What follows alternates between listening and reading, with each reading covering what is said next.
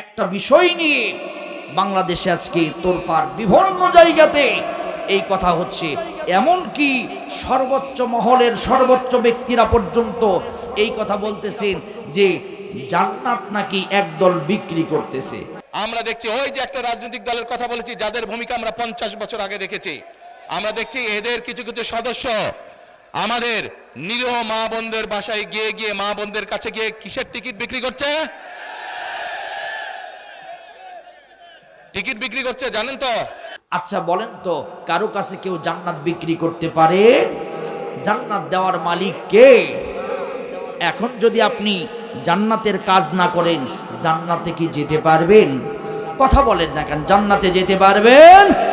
তাহলে জান্নাতে যাওয়ার জন্য যে কাজগুলোর দরকার, যে কর্মগুলোর দরকার, যে পথের দরকার, সেই পথেই ইসলাম প্রেমিক আর কোরআন প্রেমিকরা ডাকে। যদি আপনি নওগাঁর বাসে ওঠেন, নওগাঁ যাবেন। যদি বগুড়ার বাসে ওঠেন, বগুড়া যাবেন। আর বগুড়ার বাসে উঠে যদি নওগাঁ যাওয়ার স্বপ্ন দেখেন, জীবনেও যেতে পারবেন। কথা বলেন না কেন, যেতে পারবেন। এই জন্য বলবো, আপনারাও জান্নাতের কথা বলুন, মানুষকে কোরআনের দিকে ডাকুন, ইসলামের দিকে ডাকুন, আপনাদের ডাক গ্রহণ করবে। আপনারা তন্ত্রমন্ত্র বাদ দিয়ে আল্লাহর পথে মানুষকে ডাকুন, মানুষ গ্রহণ করবে। কারণ সব দেখা শেষ, শান্তি 54 বছরে মিলেনি। ইনশাআল্লাহ আগামী দিন আল্লাহর কোরআনের পার্লামেন্ট হবে।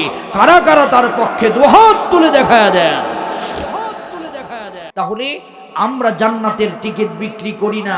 দুনিয়াতে কেউ জান্নাতের টিকিট বিক্রি করার অধিকার রাখে না। অনেকে দেখবেন ধর্মের কথা বলে, ভোট আসলেই ধর্মের কথা বলে, কিন্তু আমরা ধর্মের উপরে সারা জীবন আছি। ইসলাম ছাড়া, কোরআন ছাড়া অন্য কিছু অন্য কোনো পথে ডাকলে সেই ডাক কবুল হবে? জোরে বলেন না কেন, হবে? وَمَن يَبْتَغِي غَيْرَ الْإِسْلَامِ دِينًا فَلَن يُقْبَلَ مِنْهُ وَهُوَ فِي الْآخِرَةِ مِنَ الْخَاسِرِينَ। ইসলাম ছাড়া অন্য কিছু আল্লাহর দরবারে কবুল হবে? সবাই বলেন কবুল হবে? তাই আমরা ইসলামের পক্ষে, কোরআনের পক্ষে। আল্লাহ তৌফিক দান করুন। আওয়াজ তুলে বলেন আমিন। সবাই আমার সাথে একটু আওয়াজ তুলে এবার বলেন তো, আমরা জান্নাত চাই কি চাই না? আরো জোরে বলেন, চাই কি চাই না? আমরা সব সময় জান্নাত চাই। আমাদেরকে যিনি জান্নাত দিবেন তিনি কে? কিন্তু আমার ভাইয়ারা, আজকাল দেখবেন জান্নাতের কথা বললেই একদল মানুষের মাথা গরম হয়। আছে না নাই? আছে না নাই? ওই জান্নাতের টিকিট বিক্রি করতেছে, আছে না? জোরে বলেন, আছে না? আমরা জান্নাতের টিকিট বিক্রি করি না। জান্নাতের টিকিট আমরা বিক্রি করি না। আমরা জান্নাতের পথে, কোরআনের পথে মানুষগুলোকে ডাকি, ভালো পথে, নবীর আদর্শের পথে আমরা ডাকি। আমরা দুনিয়ার কোনো বাটপার চাঁদাবাজদের আদর্শের দিকে আমরা ডাকি না। কথা বলেন ঠিক কিনা? আমার প্রিয় বন্ধুগণ, আমার প্রিয় ভাইয়ের, আমার আবু সালামা চোখের পানি মুছে বলছে, দ্বিতীয় নাম্বার চাওয়া হলো, ইয়া রাসূলুল্লাহি, ইয়া হাবিবাল্লাহি। দ্বিতীয় নাম্বার চাওয়া হলো, আপনি যেহেতু দোয়া করেছেন, তার মানে আমি শহীদ হয়ে যাব। আমার কোন শহীদ হওয়া থেকে বিচ্ছিন্ন হয়ে যাব না। আপনার দোয়া আল্লাহর দরবারে কবুল হবে। দ্বিতীয় নাম্বার চাওয়া হলো, আমার সন্তানগুলো যখন মক্কা থেকে কোনোদিন যদি মদিনায় আসে আর আপনার সাথে যদি দেখা হয়, আপনি আমার সন্তানগুলোকে নিজের সন্তান হিসাবে বানিয়ে নেবেন। জোরে বলেন সুবহানাল্লাহ। নবী বললেন কবুল। 3 নাম্বার কি চাও? 3 নাম্বার হলো, ইয়া রাসূলুল্লাহ। নবীর হাতটা ধরলেন, এইভাবে ধরে বললেন, ইয়া রাসূলুল্লাহ, আপনি ওয়াদা করুন, আপনি ওয়াদা করুন।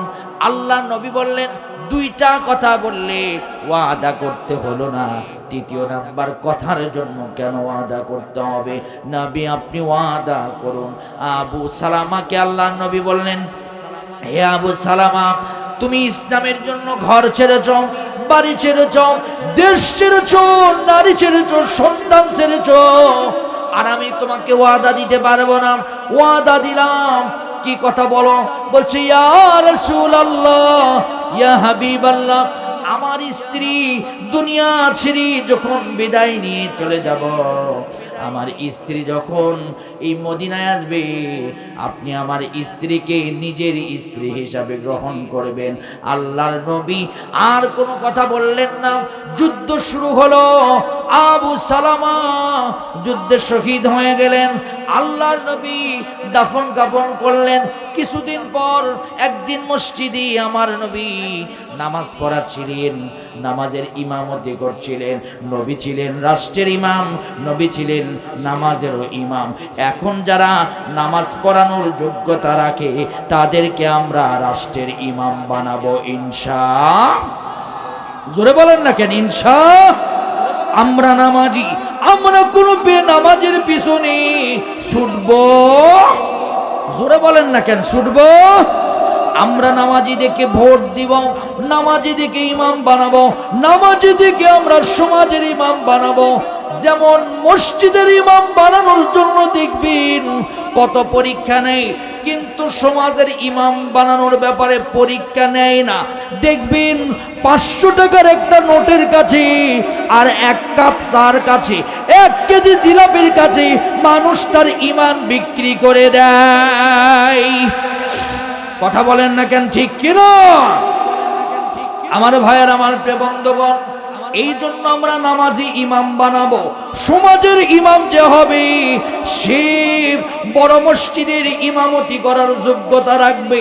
এইরকম লোককে আমরা সমাজের ইমাম বানাবো। আগামী 12 তারিখের ইমাম হবে নামাজি ইমাম। কথা বলেন না কেন, ঠিক কিনা? আমরা এগুলো মানি না, আমরা কিছু বুঝি না। আমরা বুঝি কোরআন ছাড়া পার্লামেন্ট চলতে পারবে? যারা বলেন পারবে?